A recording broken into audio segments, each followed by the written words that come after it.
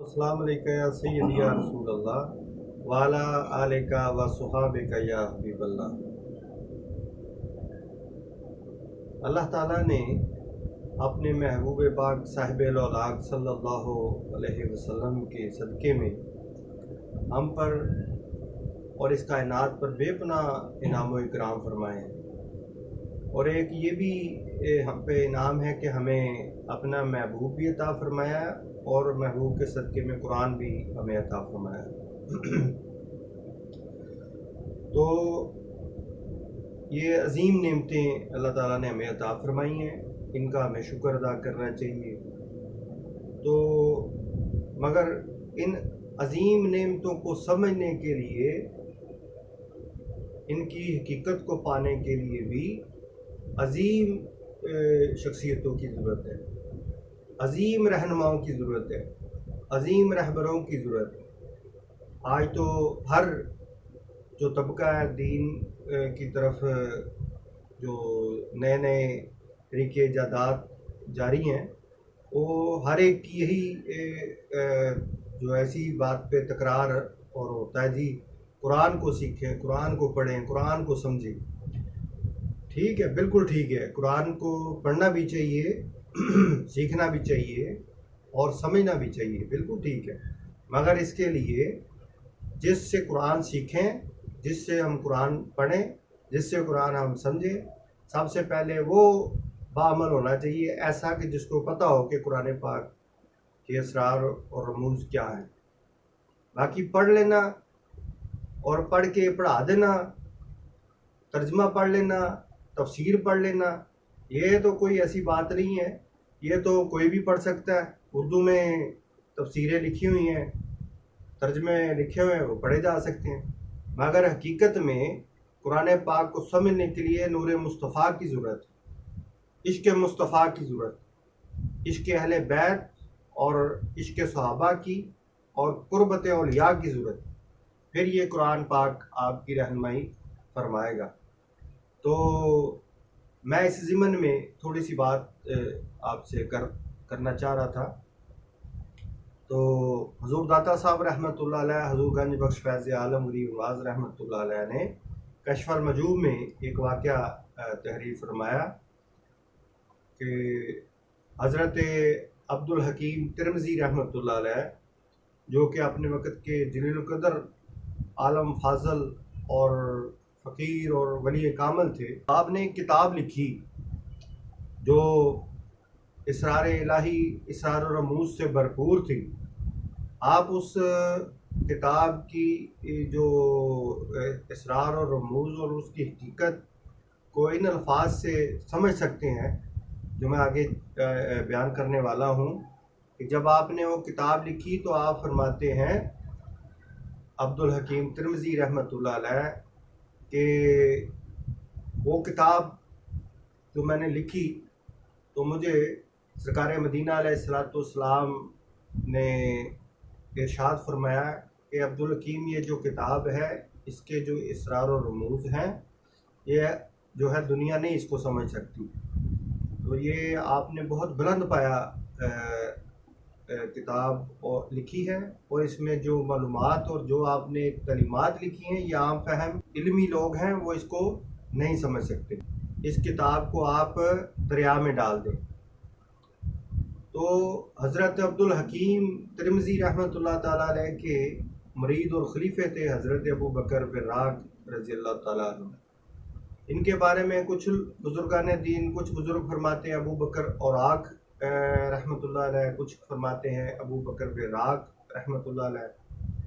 लिहाजा औराक या वर्राक एक लफ्ज़ी मामला है, लफ्ज़ी निज़ा है, इसमें कोई ऐसा नहीं है।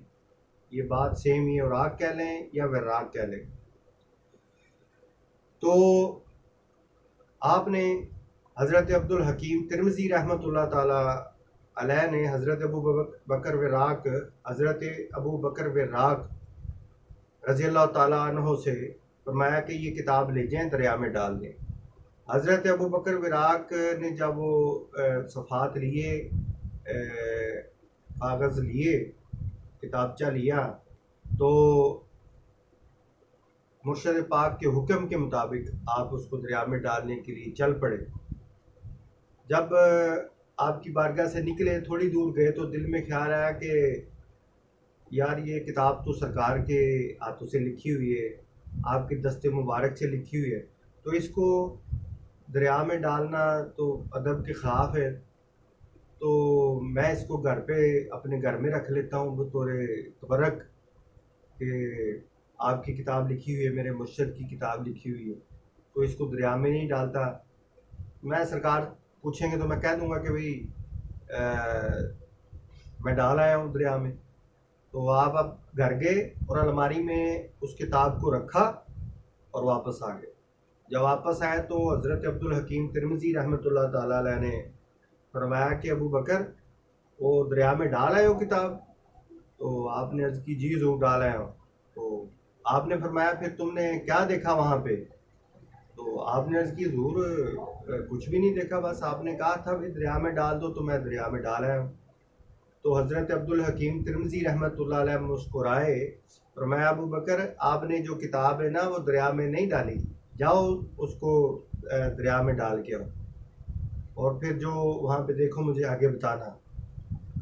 हज़रत अबू बकर वराक को अंदाज़ा हो गया कि सरकार को इल्म था, तो मैंने ये जो ऐसा नहीं करना चाहिए था, मुझे जिस तरह हुक्म था वैसे ही करना चाहिए, और यकीनन मुर्शद पाक जो फरमाया वैसा ही करना चाहिए, उसमें अपनी राय को शामिल नहीं करना चाहिए।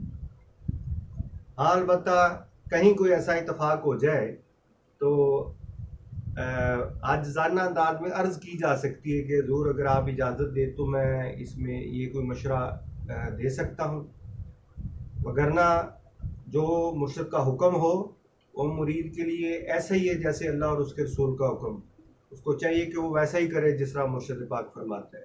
ये इस रास्ते का असूल है। तो आप दोबारा गए घर, वहाँ से आपने वो अलमारी में से किताब निकाली, कागजात निकाले और जाके दरिया में डाले।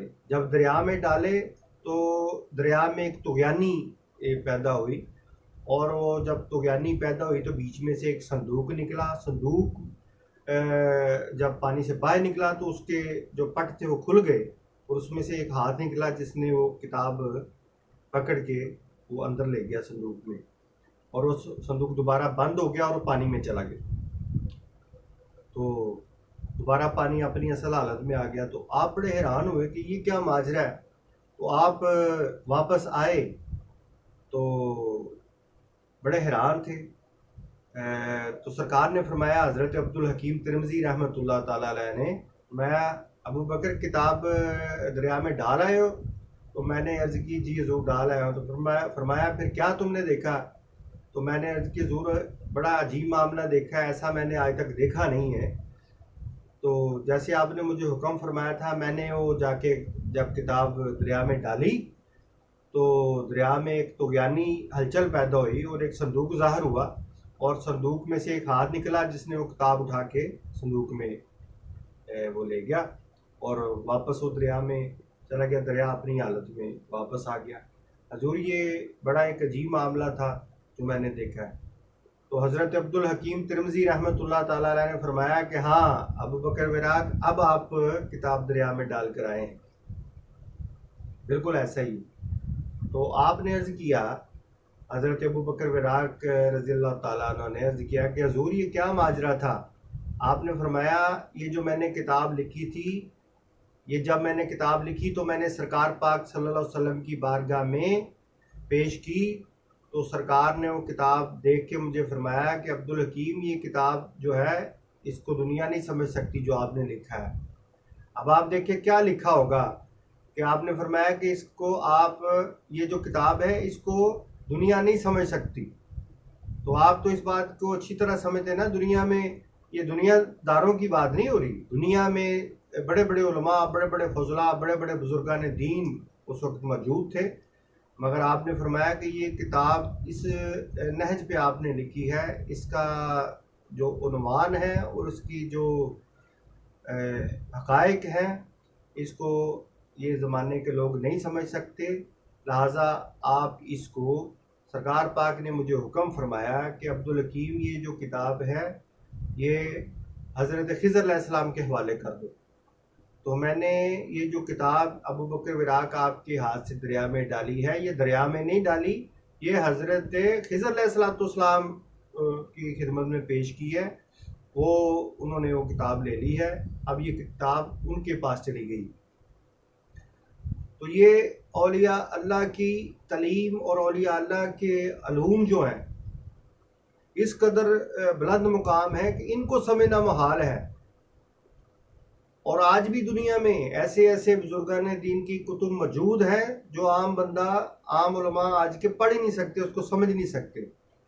और ये जो इब्नुल अरबी है ना, हज़रत शेख अकबर मुहियुद्दीन इब्न अरबी रज़ी अल्लाह ताला अन्हु, ये भी इसी कबील के औलिया अल्लाह में शामिल हैं, जिनकी किताबों को पढ़ना और समझना हर एक बंदे के बस की बात ही नहीं, क्योंकि ये इल्म लदुन्नी से आरास्ता है, वलायत के इल्म से आरास्ता है। इनकी बातों को यकीनन इल्म लदुन्नी वाले और औलिया कामलीन ही इसको समझ सकते हैं। मर्द कामलीन जो हैं, जो अल्लाह ताला के और महबूब पाक सल्लल्लाहु अलैहि वसल्लम के कामलीन औलिया हैं, वो इनको समझ सकते हैं।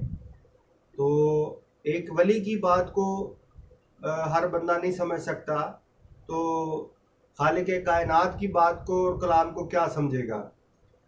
बल्कि ये कहना बजा होगा कि आज के इस दौर में तो हज़रत अल्लामा इकबाल साहब के कलाम को नहीं समझा जा सकता, हज़रत मियाँ मोहम्मद बख्श साहब के कलाम को नहीं समझा जा सकता, हुज़ूर सुल्तानुल आरिफीन के कलाम को समझने वाले नहीं हैं। बड़े बड़े इतराज़ात कर देते हैं, बड़े बड़े तनकीद करते हैं, और बाज़ तो ऐसे अशार और ऐसे फरमुदात हैं कि उनकी समझ नहीं आती। तो लिहाजा चाहे कुरान हो, हदीस हो, और चाहे अलूमे औलिया हो, इन तमाम को समझने के लिए एक रहबर कामल चाहिए, और ये रहबर कामल बारगाह मुस्तफ़ा सल्लल्लाहु अलैहि वसल्लम से मिलता है। जब बारगाह मुस्तफ़ा की तरफ इंसान मुतवज्जो होता है, सरकार पाक की बारगाह में अर्ज़ करता है कि या रसूलल्लाह उन्ज़ुर हालना या हबीबल्लाह इस्मा क़ालना, तो फिर सरकार पाक सल्लल्लाहु अलैहि वसल्लम यकीनन अपने उम्मती को जो है कोई ऐसी शख्सियत, कोई ऐसा अपना कुर्ब वाला अता फरमा देते हैं जो उनकी रहनुमाई फरमाता है, रहनुमाई भी फरमाता है और तज़किया नफ्स भी करता है। अल्लाह ताला हमें अपने महबूब और महबूब की आले पाक का सदका कुरान और साहिब कुरान और कुरान पाक की तरवीज करने वालों का कुर्ब अता फरमाए। वाखिर दावाना अनिल हम्दुलिल्लाहि रब्बिल आलमीन।